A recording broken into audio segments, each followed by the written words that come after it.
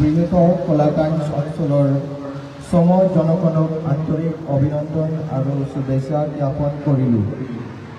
সকলো ভাৰতীয়ৰ বাবে আজিৰ দিনটো হৈছে এক পবিত্ৰ দিন, যিহেতু আজিৰ দিনটোত অৰ্থাৎ 1947 চনৰ 15 আগষ্ট তাৰিখে আমাৰ মহান দেশ ভাৰতবৰ্ষ স্বাধীন হৈছিল।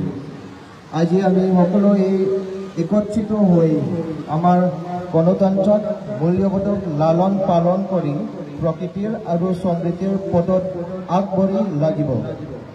এটা বিশাল জাতিক প্ৰকৃতিৰ আৰু সমৃদ্ধিৰ পথত আগুৱাই নিয়াটো সঁচাকৈ এটা ডাঙৰ প্ৰকল্প।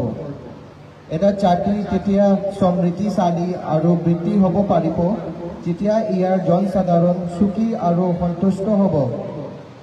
এখন দেশৰ নাগৰিক সুখী হ'বলৈ অধিকাৰ, ক্ষমতা, সম সুযোগী, ন্যায়, স্বাধীনতা আৰু ভাতৃত্ববোধ থাকিব লাগিব।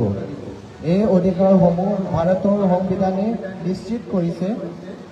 আজিৰ এই পবিত্ৰ ক্ষণত নথিহে প্ৰণাম জনালোঁ দেশ মাতৃৰ সেই সকলো সন্তানক যিসকলৰ